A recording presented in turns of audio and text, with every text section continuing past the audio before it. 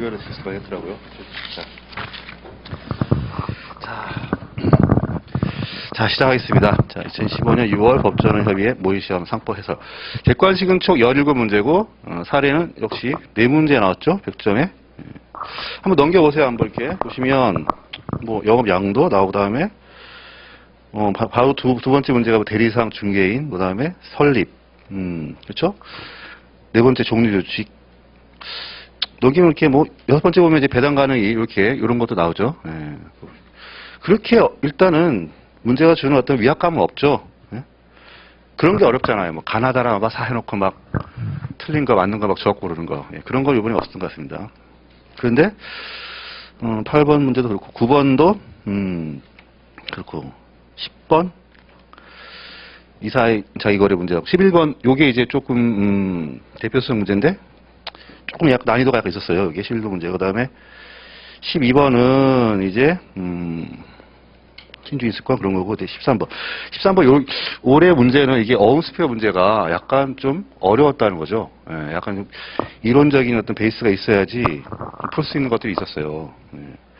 점점 어수의 어떤 객관식 수준이 높아지고 있다는 게 우리 입장에서 굉장히 안타까운 현실이죠. 예. 그리고 14번은, 문제가 애매하죠. 예, 14번 문제가 되게, 교수님들의 어떤 그런, 애로사항을 반영한 문제라고 일단 보입니다. 그래서 총 보면은 17문제가 나왔어요. 뒤에 이제 보험 2개 하고 이제 사례는 딱 봐도 처음에 합병, 예, 합병. 영원한 우승 후보죠. 영원한 우승 합병. 예. 보통 대체로 6월 모의시험이 약간 쉽죠. 예, 약간 쉽습니다. 그리고 객관식도 약간 쉽고 점점 어려워지죠. 8월, 10월 갈수록 점점 어려워지죠. 그러니까 6월 모의시험에서 이제 재학생들은 이제 졸업을 노려야 되고 여러분들도 어떤 그런 뭐랄까 긍정적인 기운을 받기 위해서는 좀 잘 봐야 된다는 게 어떤 당이죠. 예. 그래도 역시 시험은 역시 어렵지 항상. 자, 보겠습니다. 1번. 자, 영업 양도에 관한 설명 중 옳은 것은, 자, 옳은 것은 이런 게 참 어렵죠. 옳은 것은. 자, 읽어봅시다. 영업 양도인의 경업 금지 의무는 약정이 있으며 20년을 초과하더라도 정기간에 대해서 효력이 있다. 틀렸죠. 왜 그렇죠? 약정이 없으면 몇 년? 10년. 있어도 20년을 초과하지 못한다. 이거 조문이죠. 그렇죠? 이런 거는 무조건 그냥 암기하셔야 되죠. 법전 다 갖고 왔습니까? 법전도 있으셔야 되는데. 예. 법전 있어야 됩니다. 법전. 자, 41쪽 보시면 거기 일단 제가 친절하게 써놨는데 보시면 거기 동일 지역 플러스 인접 지역까지, 그렇죠? 예, 경업금지 의미는 특히 영업 양도인의 경업금지 의미는 이제 인접 지역까지 포함되어 있다는 거. 이것도 한번 꼭 체크해 주세요. 예. 두 번째, 영업의 물적 설비 일체를 양도하면서 종업원을 전원해고. 이거 영업 양도 맞습니까? 영업 양도는 뭐죠? 영업 양도. 여러분 사례에서도 써야 되죠. 예? 물건, 권리, 사실관계에 관한 뭐죠? 일체의 유기적 재산을 무엇을 유지하면서 영업의 동일성, 그렇죠? 동일성 유지하면서 이전하는 채권 계약. 그러니까 여기서 보시면 우리 대법원 판례는 그 동일성을 굉장히 중시하죠. 그래서 고용관계가 이전이 안 되면 영업 양도를 안 봅니다. 예. 여기까지 뭐 할만하죠. 예. 세 번째. 자, 영업 양수인이 양도인의 상호를 속용하는 경우에는 양도인의 영업으로 인한 제3자의 채권, 그렇죠? 양도인 현재 채무자고 제3자가 채권자죠, 그렇죠? 에 대해서 영업 양수인은 원칙적으로 영업 양도인과 함께 변제할 책임이 있다. 조문이 몇 점입니까? 42조죠. 42조 법정 봅시다 한번. 조문을 많이 보셔갖고 이게 이 상법 이쪽 파트는 막 그냥 까매야 돼요. 여러분 법정 보면은 막 하얘. 그럼 안 돼요. 이게 까매져야 돼. 그리고 제 기본 강의는 항상 조문을 갖고 하기 때문에 제 기본 강의 끝나면 그 상법 파트 부분이 까매져요. 예. 그래서 다들 이렇게 좀 기분이 좀 좋은 그런 부분이 있긴 있습니다. 상법이 워낙 조문이 어렵기 때문에 항상 조문을 확인하셔야 되고, 예. 그리고 항상 꼭 읽어보셔야 돼요. 꼭. 자, 42조 봅시다. 제목이 상호를 속용하는 양수인의 책임이죠. 영업 양수인이 양도인의 상호를 계속 사용하는 경우에는 양도인의 영업으로 인한 제3자의 채권에 대해서 양수인도, 그렇죠? 양수인도. 양도인은 당연히 책임지는 거죠. 그렇죠? 예, 변제할 책임이 있다. 이 책임의 성격에 대해서 판례 뭐라고 합니까? 부진정 연대책임이라고 그러죠. 그렇죠? 예. 그다음 이 항은 이제 그 면책되는 부분이죠. 예, 일단 그리고 43조 볼까요? 자, 전조 제1항의 경우에는 양도인의 영업으로 인한 채권에 대해서 채무자가, 이거는 뭐예요? 양도인이 채권자죠. 그렇죠? 채무자가 선의 무중과실로 양수인에게 변제한 때는 효력이 있다. 그렇죠? 영업 양도는 이렇게 보시면, 자, 보세요 한번. 자, 갑이 이렇게 있어요. 을한테 이렇게 영업을 양도한 거죠. 이렇게. A는 갑에 대해서 채권자일 수 있고 채무자일 수 있어요. 그래서 제가 그림을 이렇게 지금 갑이 을한테 영업을 양도해서 이렇게 지금 영업을 양도한 것처럼 보이지만 실제는 어때요? 영업의 양도의 가장 중요한 표지가 동일성이잖아요. 그러니까 겉볼 때는요, 겉보기에는 변화가 없어요, 이게. 예? 그쵸?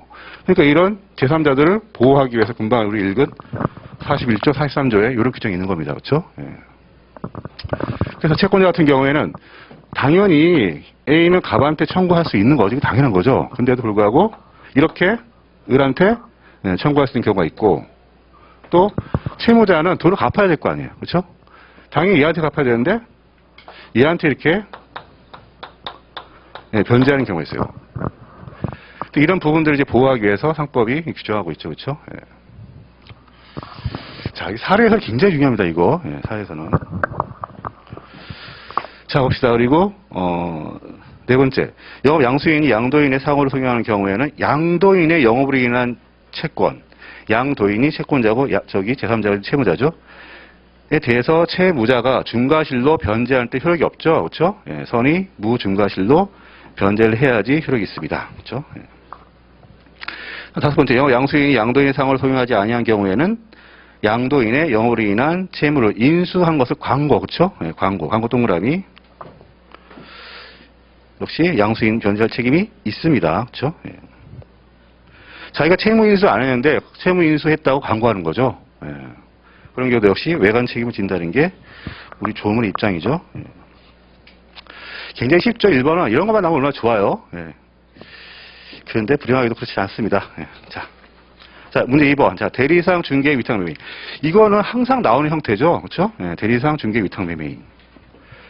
대리상은 저기 보시면 거기 한번 해서지 보세요. 대리상은 중요한 게 뭡니까? 특정 상인의 영업 거래를 보조하는 사람이죠. 그렇죠? 특정 동그라미. 그렇죠? 네. 그러면 중개인은 뭐예요? 중개인은 그냥 타인 간 상행위를 중개하는 자죠. 그렇죠? 네. 차이가 있는 거죠. 그러니까 대리상은 특정 상인, 그러니까 본인이 되겠죠?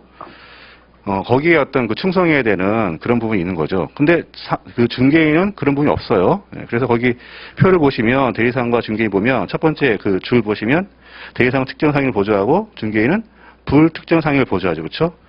그러니까 논리적으로 대리상은 어떤 의무? 경업, 금지, 의무를 당연히 부담하겠죠. 그렇죠? 예. 중개인은 부담하지 않습니다. 그렇죠? 예. 자, 1번 보시면 자, 중개 대리상. 자, 대리상 두 가지가 있죠. 중개 대리상하고 취약 대리상이 있는데 하여튼 중개 대리상과 중개인은 모두 일정한 상인을 위하여 틀렸죠. 그렇죠? 예. 대리상만 일정한 상인을 위한 거고 중개상은 그렇지 않습니다. 그렇죠? 예. 그다음에 두 번째, 이거는 뭡니까? 중개인이 임의로 또는 당사자 일방 요구에 의해 당사자의 성명 또는 상호를 상대방이 표시하지 않을 때는 어떠죠? 상대방은 중개인에 대해서 이행을 청구했다. 이게 뭐예요? 바로 중개인의 개입 의무죠. 그렇죠? 예.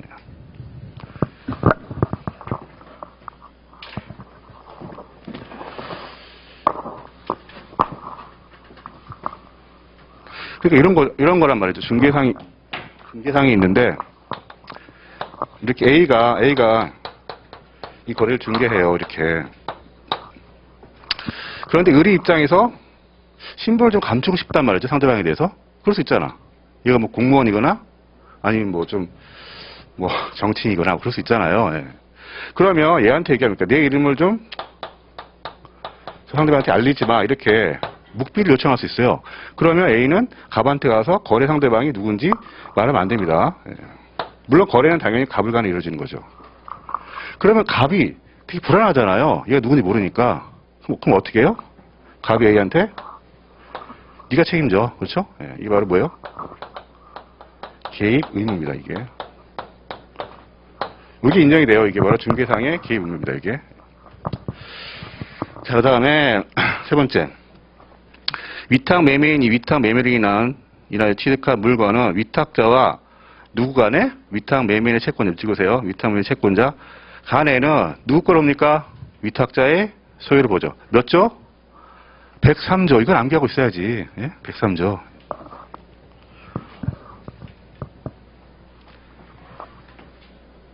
이게 요번에 사법시험에도 요번에 사례형이 나왔죠. 사례형에 위탁 매매인이 나왔습니다. 사법시험 해설은 제가 기본 강의 시간에 나눠드릴게요. 그거는. 그 다음에 네 번째 보세요. 자, 위탁 매매인이 거래소에 시세가 있는 물건의 매매를 위탁받은 경우에도 직접 그 매도인이나 매수인이 될 수 있다. 이거 뭐예요? 위탁 매매인의 개입권이죠. 그렇죠?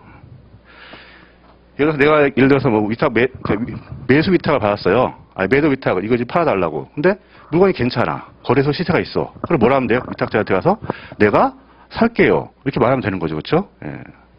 요건이 뭡니까? 이렇게 개입권 요건이 거래소에 시세가 있어야 돼요. 거래소 시세는 동그라미 치세요. 거래소에 시세가 없어도 계약 당사자가 될 수 있는 게 뭐가 있나요?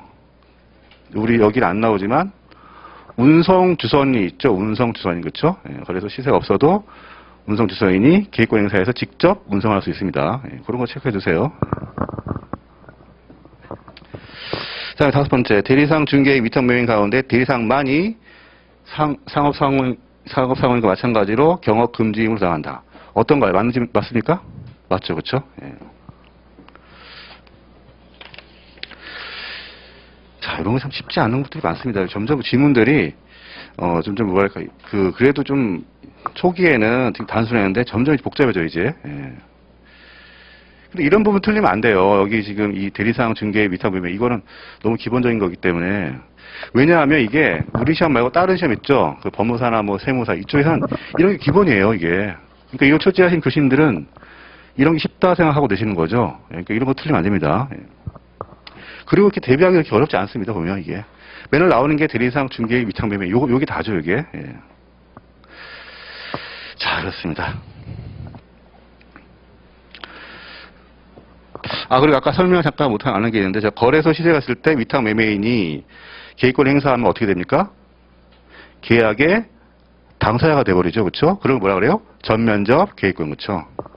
상업사행위는 어때요? 상업사행위는. 만약에 상업사행위니 경업금지 의무를 위반했어요. 그럼 영업주가 그 거래 당사자가 되나요? 그렇지 않죠. 그렇죠? 예. 자기 계산일 때 뭐예요? 영업자의 계산. 그 다음에 제한자 계산일 때는 그 이익을 청구할 수 있다. 그렇죠? 기억나시죠? 예. 그 다음에 세 번째, 주식회사 설립에 관해서 문제 옳지 않은 것은, 자, 회사가 성립하지 못한 경우, 가능합니까? 가능하죠. 설립에 대한 기준은 뭐예요? 등기죠, 등기. 설립 등기. 그러니까 설립 등기를 하지 못하는 경우가 있어요. 예. 자, 그런 경우에는 발기능 설립에 관한 행위에 대해서 연대할 책임입니다. 당연하죠. 회사가 불성립하는 경우 대표적인 게 뭐가 있나요? 창립총회에서 설립을 폐지할 수 있어. 가능한가요? 창립총회에서 야 우리 회사 이제 그냥 집어치자. 가능합니까? 가능해요. 왜? 조문에 있어요. 거기 보시면 자 법조문 316조. 요거는 좀 중요합니다. 알아두세요. 학설도 아니고 판례도 아닙니다. 요거.